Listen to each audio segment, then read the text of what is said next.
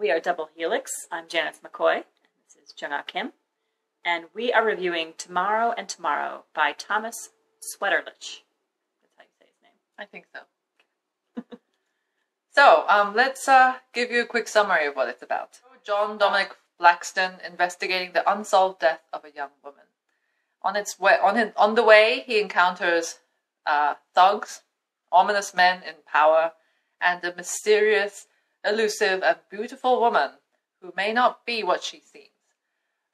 These elements should be very familiar to fans of noir fiction, but here, instead of the usual noir setting of a glamorous but gritty street in California, our hero is within a virtual world, which is representing a recreated Pittsburgh after a traumatic event. And it's assembled from images captured by security cameras and personal videos after the city has been completely destroyed. So Sweterlitsch's near future is nightmarish and familiar at the same time. In a world where computers are hardwired to brains, advertisements are everywhere, and kindness seems virtually non-existent. It's true. So, did it work for us? To a greater degree, I think yes. We have some problems. But we do have some problems which we will be happy to share with you. Yeah. And I think maybe you want to start with the trigger warning? Okay, so starting out with the trigger warning, because this will be important to some of our audience. The novel features sort of relentless and brutal violence against women. Specifically women. Some men are the subject of violence, but not in the same graphic and relentless kind of way. And it's not that it's glorifying this violence. The evildoers are always the ones responsible, and the hero is always against it. But it is so prevalent, and it is so extreme, that it makes it hard to read. And I can only think of a couple of female characters who don't either die horribly and violently, or some of them are survivors, but they survive sexual assaults in order to become survivors. Yes. So it makes it more, it is borrowing from noir, and noir tends to see violence towards both men and women, but it's just much more extreme than even that. And the novel that it made me think of, actually, when I read it, I kept going back to Girl with the Dragon Tattoo, which I had some of the same issues when I was reading. Yes. Part of it must be that, if you have a good guy who is against these kind of crimes against women, that somehow absolves the novel. I actually tend to disagree with that. I think that if you are creating this kind of monster, you need to have a very good background and psychology into why this kind of thing is portrayed in your novel. And the Girl with the Dragon Tattoo, as you may know, the author of the series, he was a well-known journalist whose job was to expose people like Lisbeth Salander, the heroine of the Girl with the Dragon Tattoo series, who were victims of what he considered the loopholes in Sweden's social welfare system. And so there was an element of redemption in the book, as well as exposure.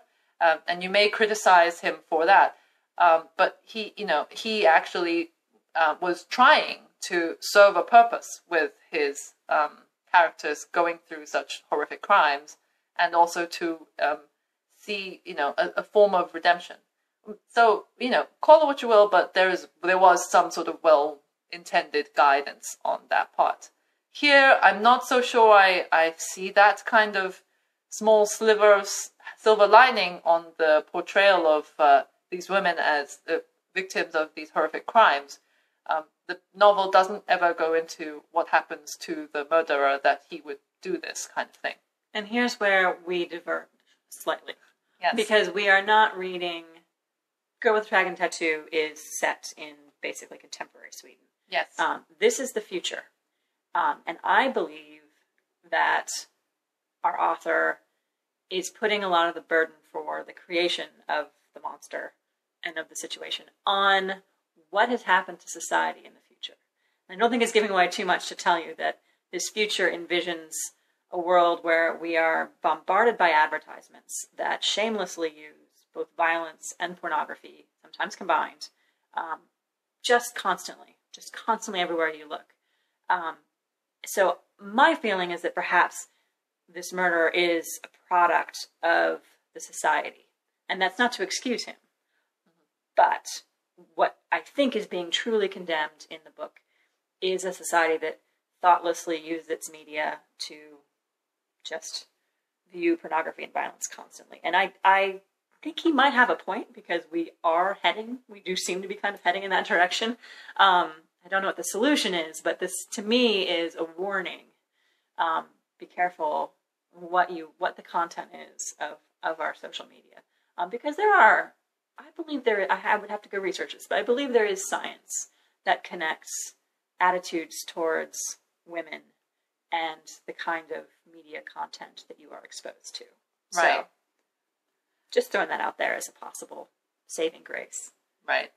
And we'll leave it to you to decide after you read it which you come across as, the background for this story. Unless you can't handle sex and violence and mutilation, which I would totally understand. It was a bit hard to read even for me, and I'm not usually triggered by that kind of thing.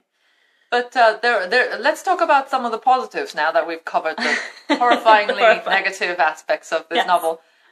Do you want to start with the fact that the technology and the unique vision of the novel is something that really grasped you? Yeah, that definitely grabbed me. The virtual Pittsburgh, it was a really interesting way to envision, because we are recording more and more. Everyone's recording more and more. And in this world, the cameras are actually in your eyeballs, and you can record your whole life, conversations you have, walking down the street.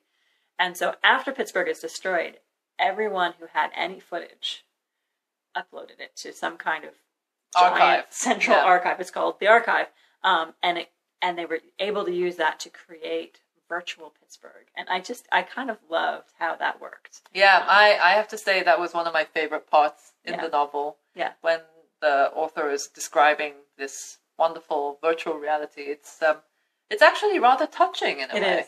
Right? It because it was created through this collective effort. Yes. So that was actually very interesting. That was actually probably one of the what they call the survivors, the people who happen to be out of town, go back into the archive and how they interact with the archive and how that affects our main character and his emotional life and his emotional development. Yeah. And then what happens when someone hacks into this virtual archive? That was also fascinating. That was very good. And really important to the story. Yeah. I think, the technology and the future that's depicted in this novel is extremely realistic. Yes. When you consider, unfortunately. Yes, whether you agree with the vision or not is a different story. It is, however, in my view and in Janice's view, very realistic. We're talking about a future where, when we think of virtual reality, I think people may think of Google Glasses. This one takes a step further, and we're talking about hardwired technology. And the depiction of it is pretty convincing, frankly. Yes.